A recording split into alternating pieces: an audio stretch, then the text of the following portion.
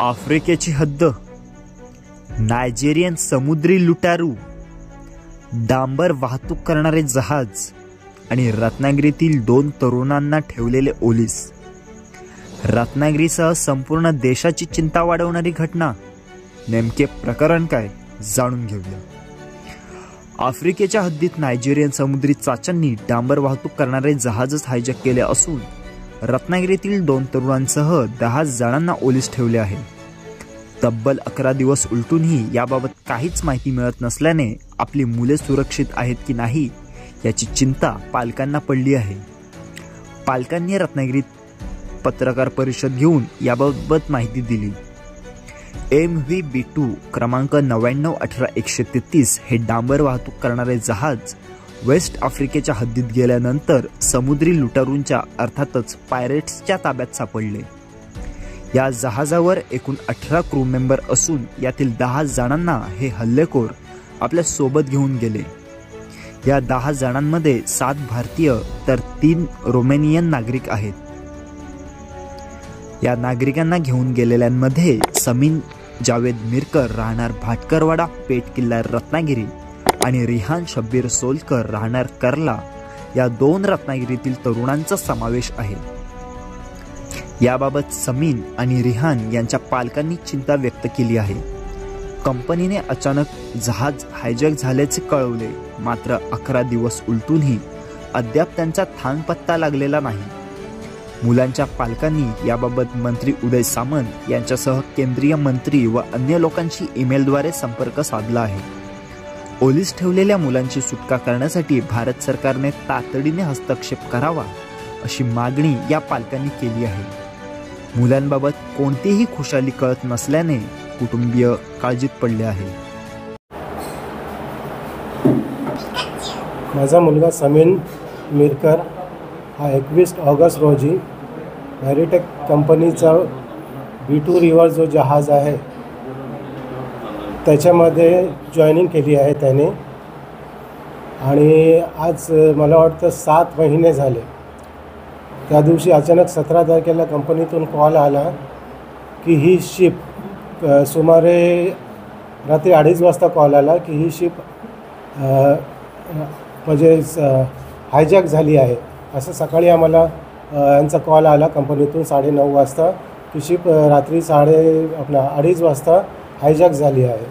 आणि तेव्हापासून आजपर्यंत म्हणजे कोणतीही अपडेट मिळाली नाही. कंपनीचा दररोज कॉल येतो सकाळी संध्याकाळी हे सांगण्यासाठी की आम्हाला अजून काही अपडेट मिळालेली नाही आणि आम्ही शोधत आहोत. आणि सगळ्यांना जे एजन्सीज आहेत सगळ्यांना आम्ही कळविलेलं आहे. इवन आपली दिल्लीमधून इंटेलिजन्स एजन्सी आहे त्यांनासुद्धा आम्ही इन्फॉर्म केलेलं आहे.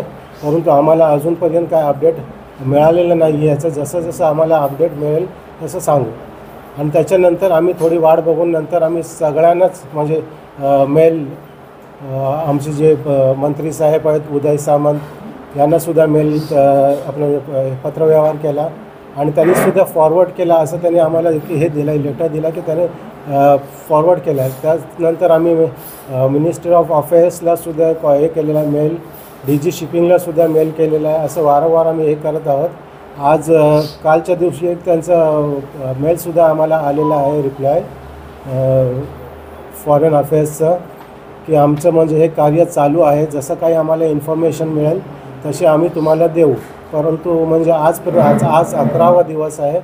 आम्ही म्हणजे सॅटिस्फाईड होऊ असं काही उत्तर मिळालेलं नाही की आमची मुलं सेफ आहेत असं आम्हाला अजूनपर्यंत काही कळविण्यात आलेलं नाही आहे. आम्हाला खूप त्याची चिंता होत आहे. आता म्हणजे आमचं हेच फक्त हे करणार आहे की गव्हर्मेंट आपला इंडियन गव्हर्मेंटने याच्यामध्ये दखल देऊन थोडंफार याच्याकडे लक्ष देऊन काहीतरी याचं हे करून थोडा प्रॉब्लेम सॉल्व करावा.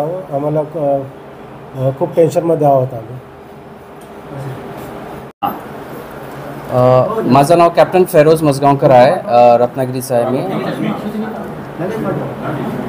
ऑन 17 मार्च हायजॅकिंग झालेला आहे मोटर टँकर B2 रिव्हर. हे west coast of Africa gulf of Guinea आहे ना, ओके, गल्फ ऑफ गिनीमध्ये तिथे in near Sao Tome island तिथे हायजॅक झालेला आहे. 3 पायरेट्स नी वेसलला बोट केला, आणखी दे शॉट फायर्स म्हणजे फायरिंग केलं. त्याच्यातून 18 क्रू मेंबर होते ऑन बोर्ड. 18 क्रू मेंबरमध्ये त्या लोकांनी 10 क्रू मेंबरला ते हायजॅक छोट्या बोट्समध्ये घेऊन आणखी ते गेलेत. आज 11 दिवस झालेत. आम्हाला अजून तर माहीत नाही की ते कुठे आहेत आणि काय परिस्थितीत आहेत. त्याच्यात 2 मुलं जी आहेत ती रत्नागिरीचे आहे, समीन मिरकर आणखी रेहान सोलकर. समीन मिरकरचे पापा इथे आहेत आणखी रेहान सोलकर. आम्ही ऑलरेडी ईमेल केलेला आहे DG शिपिंग आणखी हा जे मिनिस्ट्री ऑफ फॉरेन अफेअर्सला.